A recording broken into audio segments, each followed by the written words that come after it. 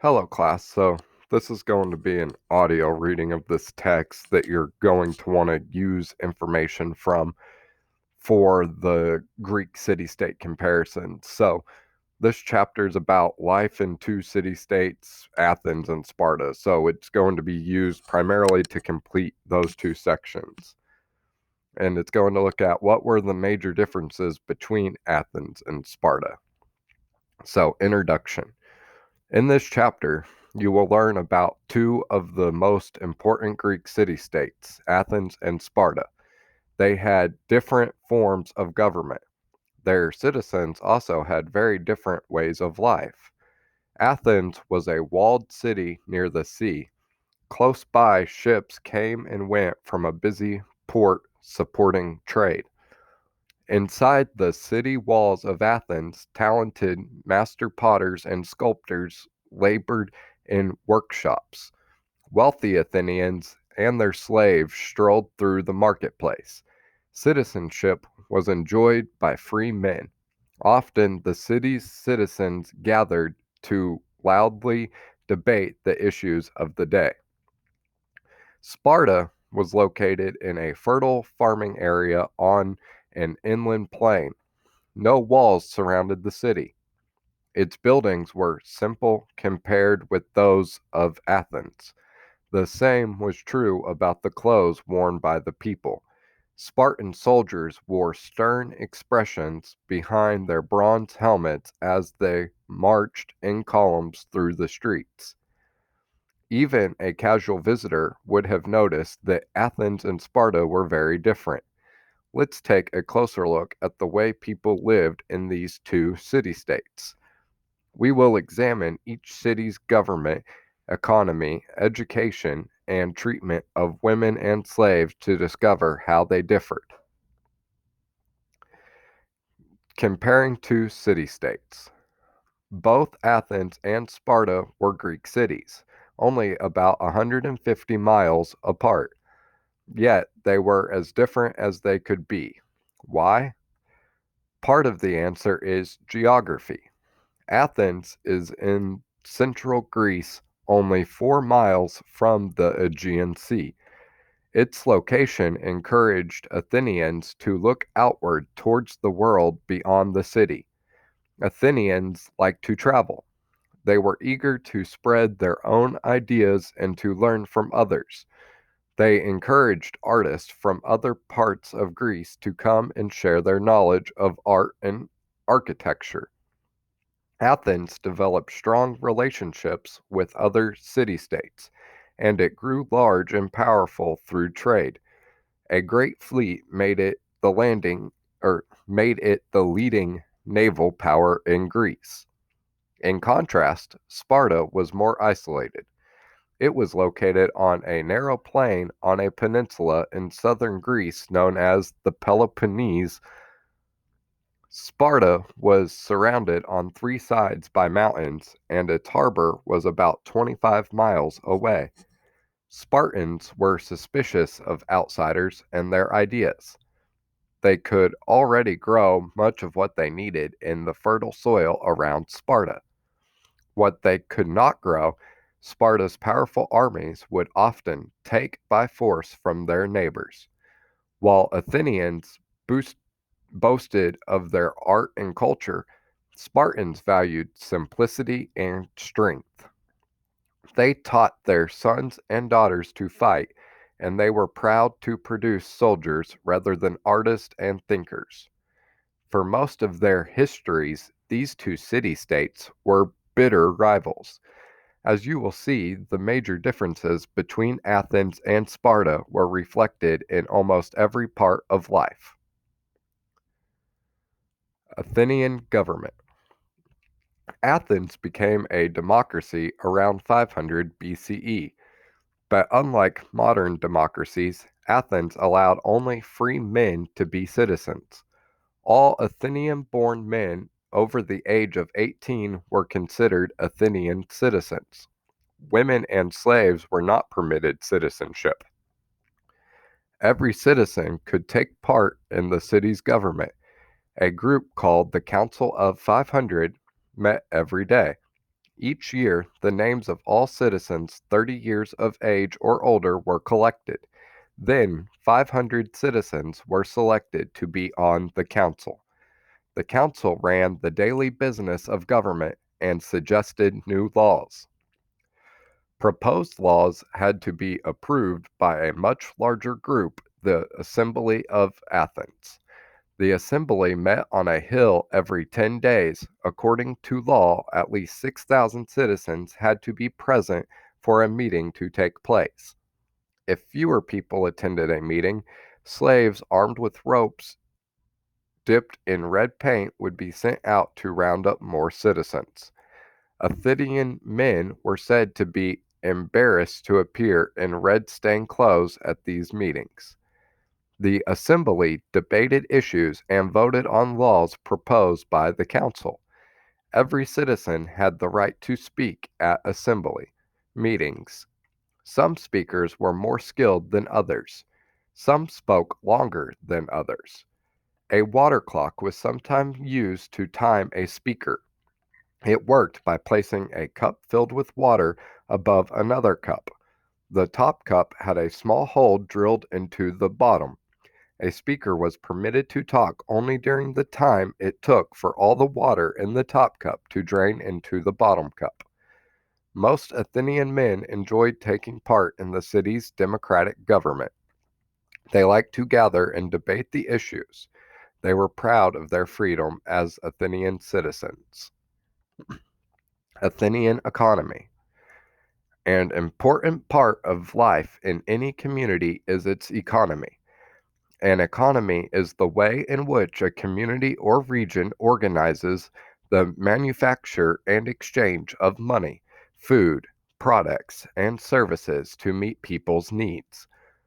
Because the land around Athens did not provide enough food for all of the city's people, Athens' economy was based on trade.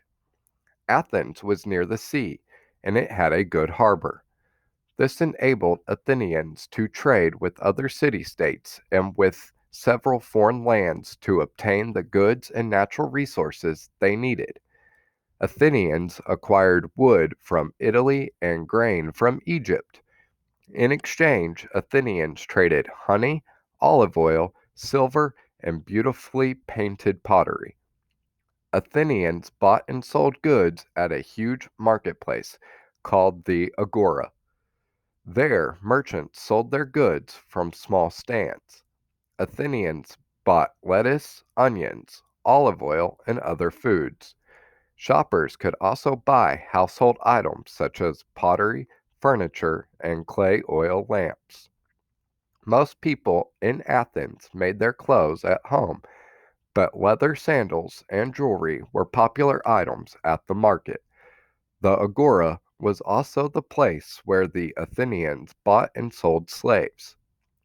Like most other city-states, Athens developed its own coins to make trade easier. Gold, silver, and bronze were some of the metals used to make coins.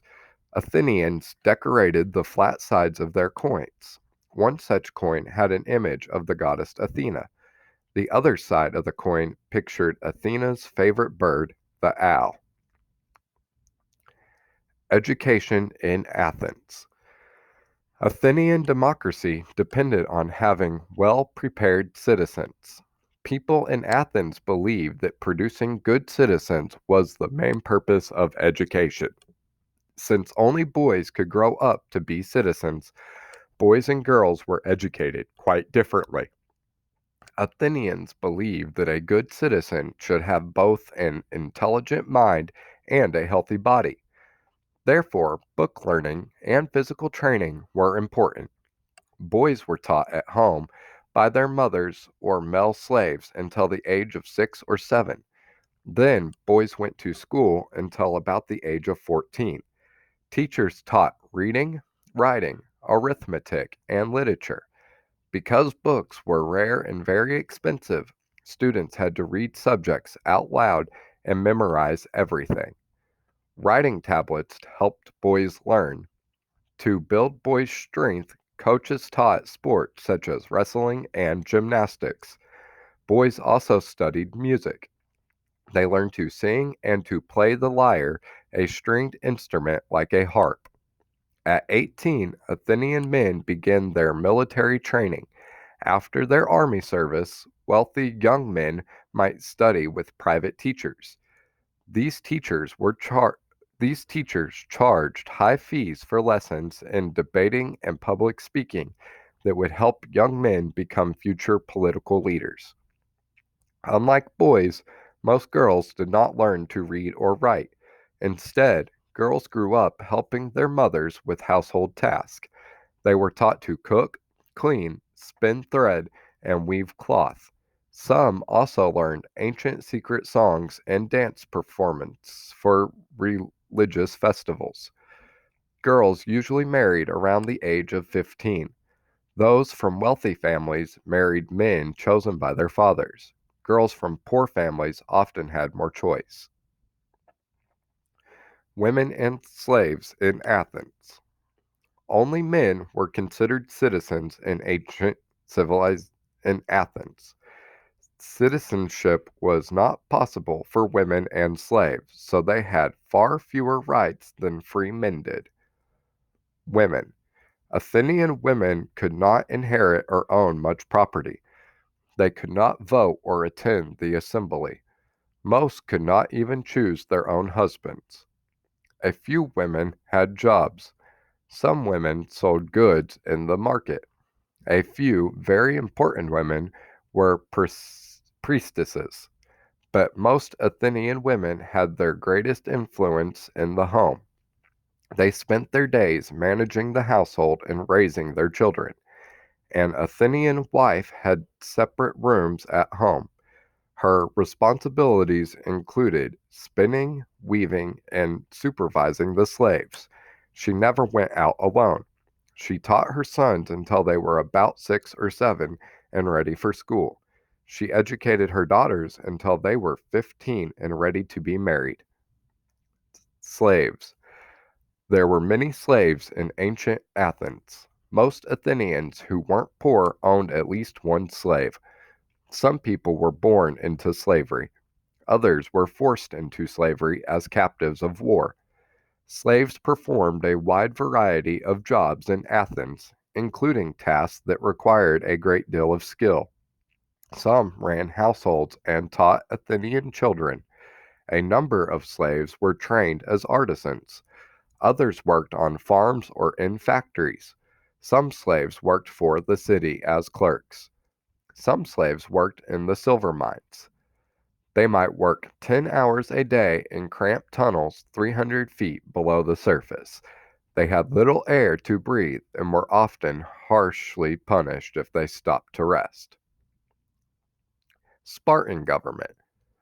Sparta was different from Athens in almost every way, beginning with its government. While Athens was a democracy, Sparta was an oligarchy.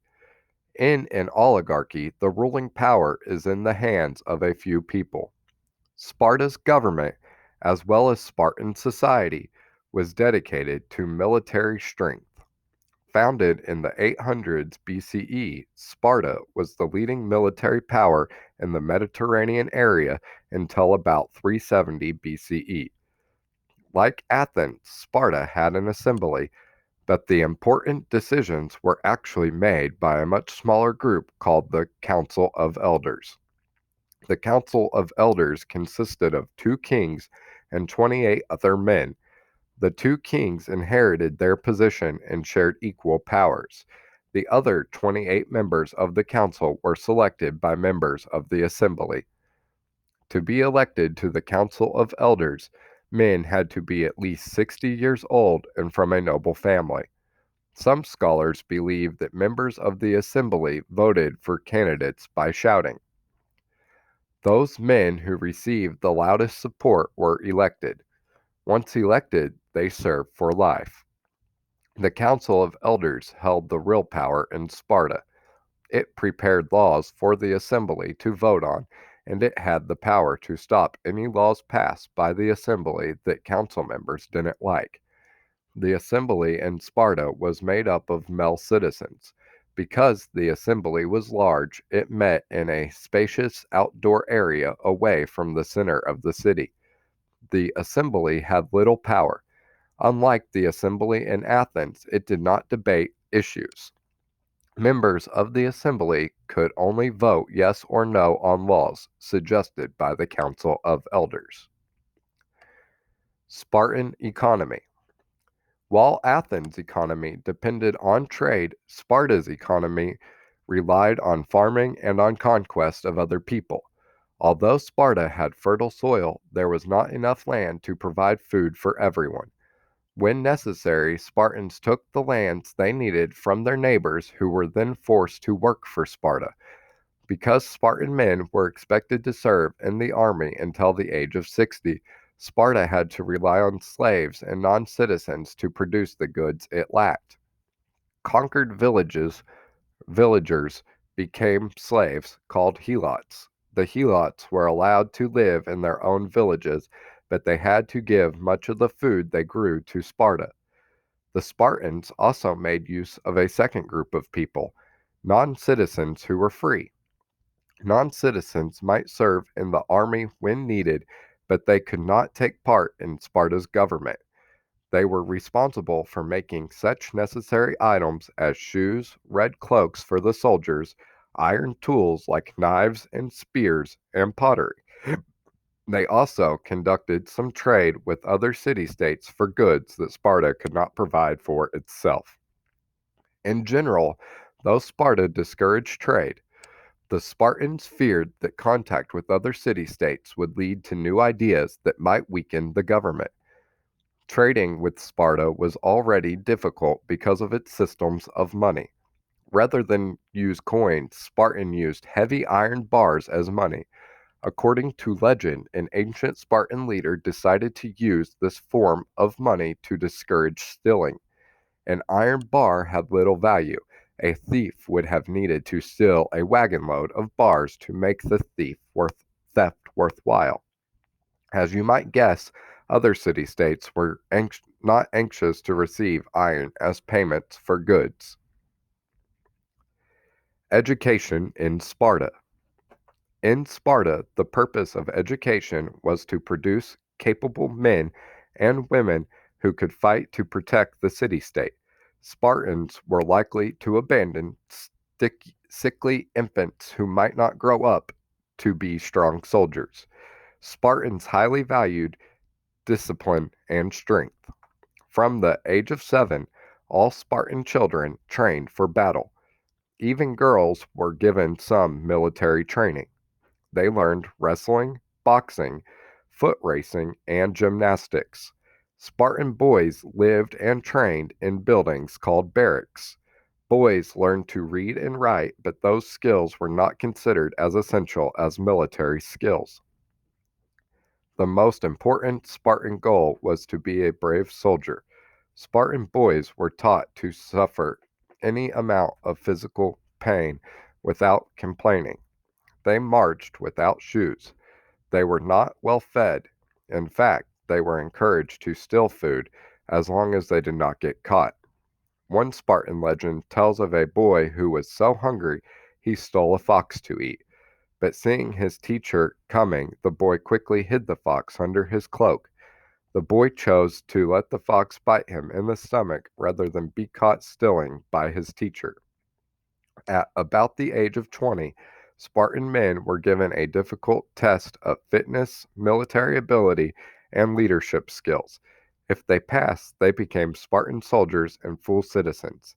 Even then, they continued to live in soldiers' barracks where they ate, slept, and trained with their classmates. A man could not live at home with his wife and family until he was 30 years old. At the age of 60, Spartan men could retire from the army. Women and slaves in Sparta. Spartan women lived the same simple life as Spartan men. They wore plain clothing with little decoration. They did not wear jewelry or use cosmetics or perfumes. Like Spartan men, women were expected to be strong and healthy and ready to fight when needed. A wife was expected to look after her husband's property in times of war. She also had to guard it against invaders and revolts by slaves. Spartan women had many rights that other Greek women did not have. They were free to speak with their husbands' friends. Women could own and control their own property. They could even marry again should their first husband be away at war for too long a time. Spartan slaves, the helots, were people the Spartans had conquered. There were many more helots than citizens in Sparta. The Spartans treated the helots harshly, fearful that the helots would revolt. Sometimes the Spartan government declared war on the helots so that any slaves it thought might rebel could be legally killed. In fact, the Spartan government once asked the helots to choose their best fighters. The Spartans said that these slaves would be set free as thanks for fighting for Sparta. The helots chose 2,000 men. Immediately, the Spartans killed every one of them to eliminate the possibility of any future helot leaders. Despite this harsh treatment, helots did have some rights. They could marry whomever and whenever they wanted. They could pass their names on to their children. They could sell any leftover crops after giving their owner his share. Helots who saved enough money could even buy their freedom. So, as you can see from this reading, there was quite a bit of differences between Athens and Sparta. So you're going to use the information from this reading to work on completing the city-state comparison, which I'll explain in the introduction video. So if you've already seen the introduction video, then you know the assignment that this particular reading goes with. So you're going, yeah.